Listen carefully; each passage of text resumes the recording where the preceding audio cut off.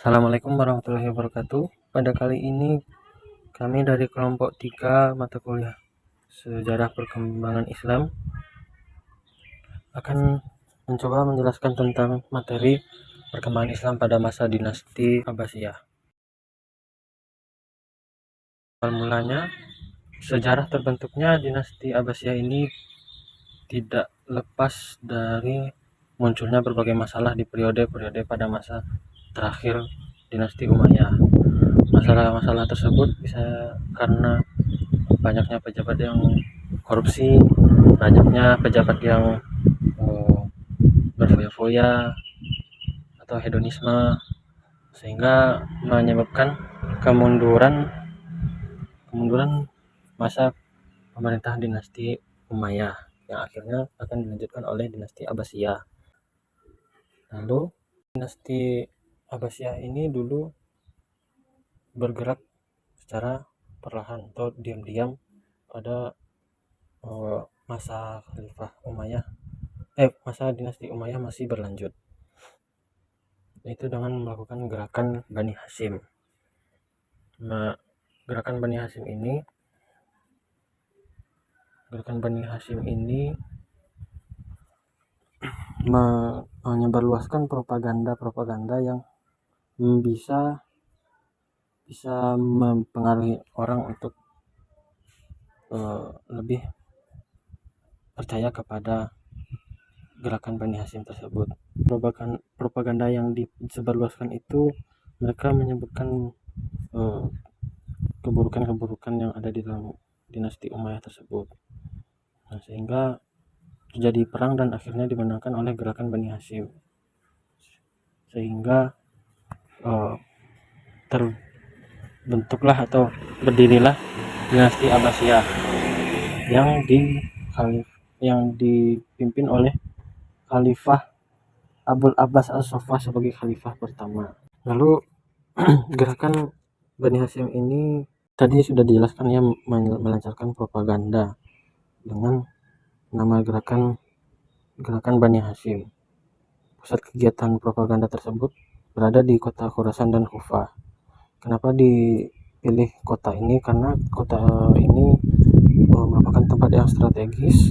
Potensi mendapat dukungan dari kalangan orang Persia di sini banyak, dan banyak orang yang kurang senang pada dinasti Umayyah dari kota ini. Tokoh yang paling berpengaruh dalam gerakan Bani Hashim ini adalah Muhammad bin Abdul Muthalib, Ibrahim al-Imam, Abu Muslim al-Khurasani, Abu Salamah, dan yang terakhir itu adalah Abul Abbas As-Saffah selaku khalifah pertama pada dinasti Abbasiyah.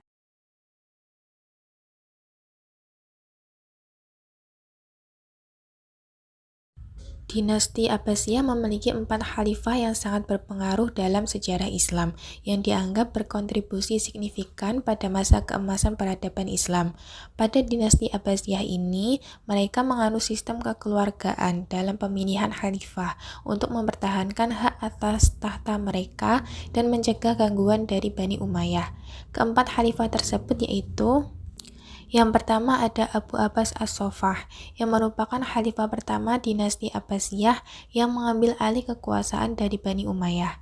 Beliau mendapat julukan As-Saffah yang berarti pemusnah, setelah memerintahkan pembantaian 80 anggota Bani Umayyah.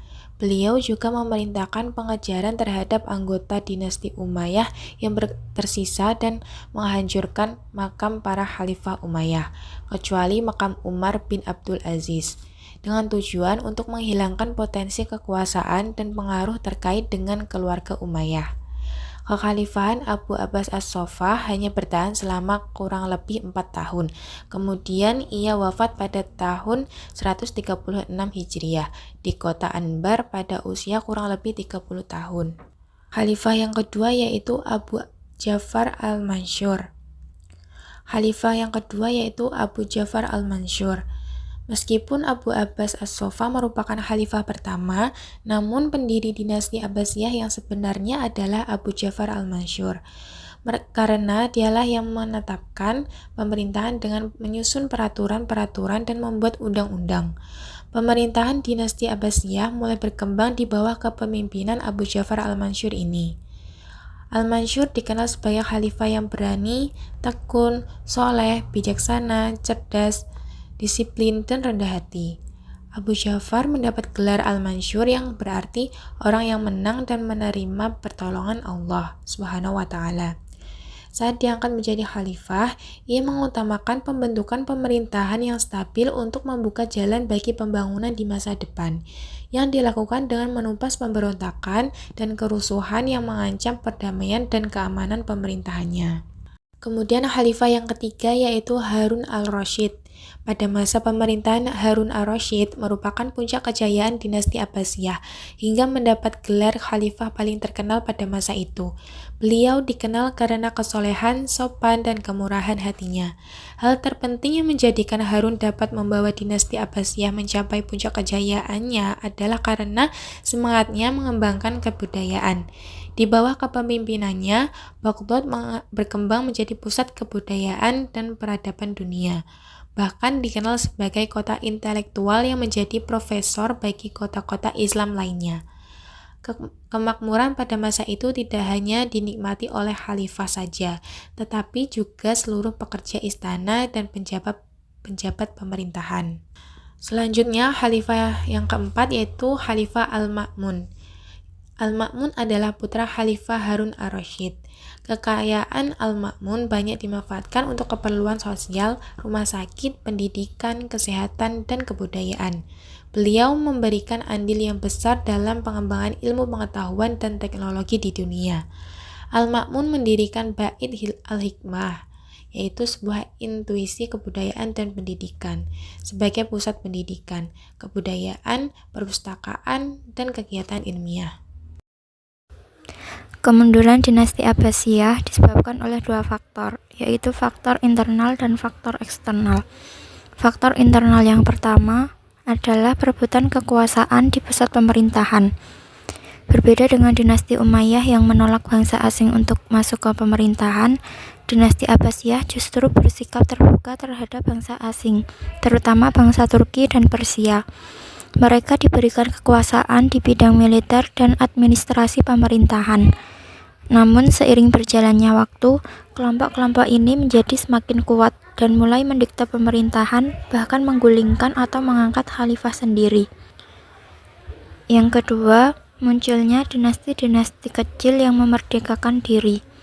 Wilayah kekuasaan Abbasiyah pada periode pertama hingga masa keruntuhan sangat luas. Namun kenyataannya banyak daerah yang tidak dikuasai oleh khalifah, melainkan berada di bawah kekuasaan gubernur yang bersangkutan. Selain itu, banyak daerah-daerah yang memerdekakan diri karena terjadi kekacauan atau rebutan kekuasaan di pemerintahan pusat yang dilakukan oleh bangsa Persia dan Turki. Akibatnya, beberapa provinsi tertentu di pinggiran mulai lepas dari genggaman kekuasaan Bani Abbasiyah. Selanjutnya, faktor internal yang ketiga adalah kemerosotan perekonomian. Pada periode pertama, pemerintahan Bani Abbasiyah termasuk pemerintahan yang kaya. Perekonomian masyarakat sangat maju, terutama di bidang pertanian, perdagangan, dan industri. Namun perekonomian Abbasiyah mulai mundur setelah memasuki masa kemunduran politik. Pendapatan negara menjadi menurun karena semakin sempitnya wilayah kekuasaan, serta banyaknya tekanan yang mengganggu perekonomian rakyat.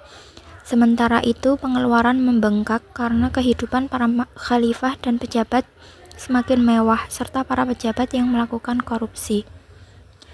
Yang keempat, munculnya aliran-aliran sesat dan fanatisme keagamaan. Sebagian dari orang-orang Persia mempropagandakan ajaran Manuisme, Zoroasterisme, dan Mazdakisme karena cita-cita mereka belum sepenuhnya tercapai untuk menjadi penguasa. Gerakan ini sangat bertentangan dengan ajaran Islam. Selain itu, terjadi pula konflik dengan aliran Islam lainnya, seperti kemunduran antara Ahlus Sunnah dengan Mu'tazilah yang dipertajam oleh Al-Ma'mun, khalifah ketujuh dinasti Abbasiyah yang menjadikan Mu'tazilah sebagai mazhab resmi negara. Selanjutnya, faktor eksternal. Yang pertama adalah Perang Salib. Kekalahan tentara Romawi telah menanamkan benih permusuhan dan kebencian orang-orang Kristen terhadap umat Islam. Kebencian tersebut bertambah setelah dinasti Saljuk yang menguasai Baitul Maqdis menerapkan beberapa peraturan yang dirasakan sangat menyulitkan orang-orang Kristen yang ingin berziarah ke sana. Oleh karena itu, pada tahun 1095 Masehi, Paus Urbanus II mengumpulkan umat Kristen Eropa untuk melakukan perang suci, yaitu Perang Salib. Perang salib yang berlangsung dalam beberapa periode banyak menelan korban dan menguasai beberapa wilayah Islam.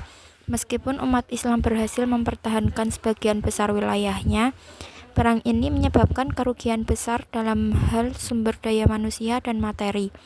Perang salib menguras konsentrasi dan perhatian pemerintahan Abbasiyah yang sudah menghadapi masalah internal sehingga melemahkan kekuatan mereka secara keseluruhan. Yang kedua, serangan bangsa Mongol.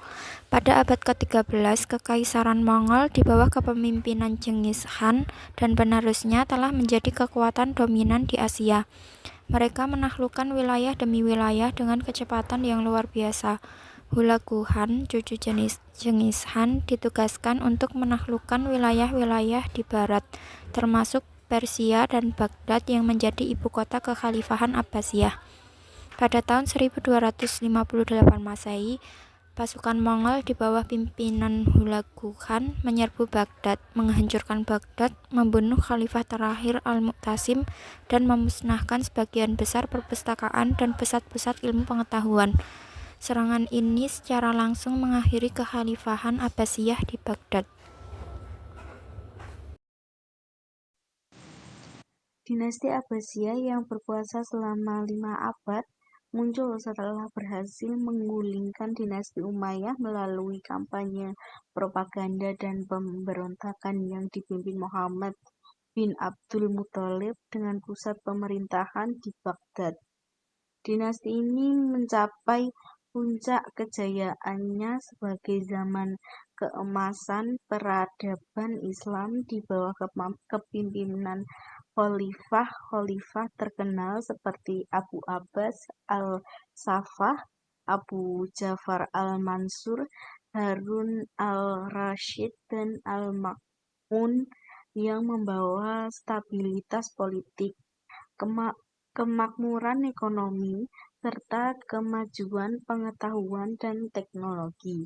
Namun, dinasti ini akhirnya mengalami kemunduran akibat faktor internal berupa lemahnya para khalifah, kemerdekaan dinasti-dinasti kecil, luasnya wilayah kekuasaan, melemahnya ekonomi dan persaingan Sunni Syiah, serta faktor eksternal seperti perang salib dan serangan tentara Mongol yang akhirnya mengakhiri kekuasaan mereka pada tahun 1258 Masehi.